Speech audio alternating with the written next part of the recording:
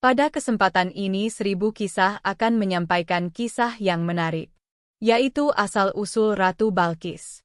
Benarkah Ratu Balqis adalah manusia setengah jin? Untuk itu silakan tonton terus sampai akhir, supaya pemirsa tidak salah pemahaman. Tapi sebelumnya, mohon dukung channel 1000 kisah ini dengan cara like, subscribe dan share video ini. Ratu Balqis adalah seorang ratu terkenal dari Kerajaan Sabah. Terdapat perbedaan pendapat di antara para ahli sejarah mengenai lokasi Kerajaan Sabah ini. Ada yang mengatakan terletak di Arab bagian selatan, yaitu negara Yaman. Namun, ada pula pendapat lain yang mengatakan kerajaan ini ada di tanduk Afrika, tepatnya di negara Ethiopia. Namun, ada juga pendapat lain yang berasal dari Kiai Haji Fahmi Basha. Beliau menyatakan bahwa Candi Ratu Boko di Yogyakarta adalah istana Ratu Balqis. Meski begitu, pendapat yang lebih kuat menyatakan bahwa istana Ratu Balqis terletak di Yaman, di wilayah barat laut kota Ma'arib. Di sana ditemukan puing-puing bangunan yang diperkirakan berasal dari tahun 1300-an sebelum Masehi. Hal ini cocok jika dikaitkan dengan masa kejayaan Kerajaan Sabah. Nama Sabah diambil dari nama raja pertama di kerajaan itu, yaitu Sabah bin Yazid bin Yarib. Dikisahkan oleh Imam Zainuddin Abdurrauf Al-Munawi dalam Fidel Al-Qadir, sebelum Ratu Balqis dilahirkan, ayahnya, yang saat itu menjadi raja di Kerajaan Sabah, memiliki hobi berburu. Tujuan sang raja berburu bukanlah untuk mencari makanan, melainkan untuk kesenangan semata. Pada suatu hari, ketika sang raja tengah berburu di hutan, ia merasa sangat haus. Dari kejauhan, ia melihat sebuah tenda dan mendatanginya untuk meminta air minum. Setelah sang raja mendekat, dari dalam tenda keluar seorang kakek-kakek. Sang raja meminta air minum kepada kakek tersebut, dan kakek itu memanggil anaknya dari dalam tenda untuk membawa segelas air. Keluarlah seorang wanita yang sangat cantik, bagaikan matahari, dengan cangkir berisi air yang terbuat dari batu yakut di tangannya. Sang raja terpaku dan takjub dengan kecantikannya. Ia menjadi tertarik dan berniat untuk meminangnya. Sang raja menyampaikan maksud hatinya kepada kakek tersebut, yang ternyata adalah ayah dari wanita itu. Ayah wanita itu berterus terang bahwa mereka berasal dari bangsa jin. Namun, sang raja tidak peduli, dan keduanya pun menikah dengan syarat bahwa jika sang raja menanyakan sesuatu yang dilakukan istrinya, pertanyaan itu akan menjadi talak bagi mereka. Artinya, jika sang raja bertanya tentang suatu perbuatan aneh istrinya, mereka harus bercerai. Setelah menikah, mereka dikaruniai anak laki-laki. Sang raja sangat senang, karena anak laki-laki tersebut bisa menjadi pewaris tahta. Namun, tanpa sepengetahuan raja, anak laki-laki itu dibunuh oleh ibunya sendiri. Sang raja sangat sedih, tapi takut bertanya karena pertanyaan itu berarti mereka harus bercerai. Beberapa tahun kemudian, istrinya hamil dan melahirkan bayi perempuan yang diberi nama Balqis. Untungnya, anak mereka yang kedua ini tidak dibunuh. Sang raja senang, meski masih merasa gelisah. Akhirnya, sang raja tak bisa menahan rasa penasarannya dan menanyakan alasan istrinya membunuh anak laki-laki mereka.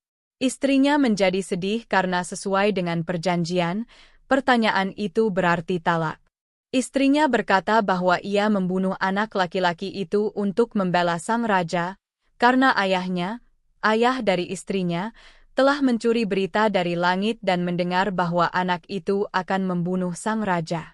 Ayahnya juga mendengar berita dari langit bahwa anak perempuan mereka, Balqis, akan memimpin kerajaan yang besar. Maka, mereka berpisah dan istri raja yang berasal dari bangsa jin itu pergi dan tidak pernah terlihat lagi. Dalam kitab tafsir Imam Al-Qurtubi, dikisahkan lain mengenai asal-usul Ratu Balqis. Ayah Balqis adalah seorang menteri di sebuah kerajaan. Raja dari kerajaan itu memiliki kebiasaan buruk, yaitu memaksa istri-istri rakyatnya untuk melayani nafsunya. Menteri tersebut sangat pencemburu, sehingga memutuskan untuk tidak menikah karena takut rajanya akan memaksa istrinya. Suatu hari, ketika sang menteri sedang dalam perjalanan, ia bertemu dengan seorang pria asing. Pria tersebut bertanya apakah sang menteri memiliki istri. Menteri menjawab bahwa ia tidak akan menikah karena rajanya suka memaksa istri-istri rakyatnya. Pria asing itu berkata bahwa jika sang menteri mau menikahi putrinya, maka rajanya tidak akan bisa memaksanya, karena mereka adalah bangsa jin. Sang menteri pun setuju dan menikah dengan putri pria asing itu. Dari pernikahan mereka, lahirlah anak perempuan yang diberi nama Balkis. Versi ketiga berasal dari buku tafsir Ibnu Adil. Diceritakan bahwa ayah Balkis adalah seorang raja di Yaman dari keturunan Agung Yarub bin Kohtan. Pada suatu hari, ia berkata kepada raja-raja lain di luar wilayah kekuasaannya bahwa tidak ada yang sepadan dengannya. Karena kesombongannya, ia tidak mau menikah dengan putri para raja-raja lain. Akhirnya, ia menikah dengan wanita dari golongan jin bernama Raihanah binti Asisyams. Dari pernikahan mereka, lahirlah seorang anak perempuan bernama Balkis. Beberapa riwayat menyebutkan bahwa Balkis adalah manusia setengah jin. Ketika Balkis memasuki istana Nabi Sulaiman, ia mengangkat sedikit celananya hingga terlihat kedua betisnya, karena ia mengira akan melewati kolam besar. Padahal, itu adalah lantai yang terbuat dari kaca.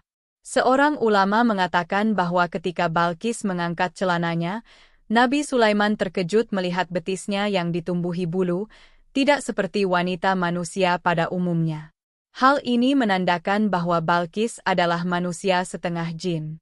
Dikatakan kepadanya, "Masuklah ke dalam istana."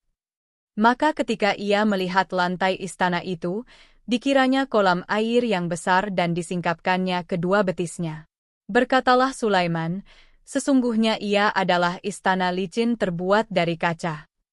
Berkatalah Balkis, "Ya Tuhanku, sesungguhnya aku telah berbuat zalim terhadap diriku dan aku berserah diri bersama Sulaiman kepada Allah, Tuhan semesta alam." Bahkan, ada ahli tafsir yang beranggapan bahwa lantai kaca itu memang sengaja dibuat Sulaiman untuk membuktikan apakah benar Ratu Balkis adalah manusia setengah jin. Jadi, kira-kira mana yang benar menurut pemirsa? Apakah Balkis manusia seutuhnya, manusia setengah jin, atau bukan keduanya? Semoga kisah ini bermanfaat. Lebih dan kurangnya mohon dimaafkan. Yang benar datangnya dari Allah Subhanahu wa Ta'ala, hilaf atau keliru datangnya dari saya pribadi sebagai manusia biasa. Sampai ketemu di kisah-kisah seru lainnya dari 1000 Kisah Channel. Wassalamualaikum warahmatullahi wabarakatuh.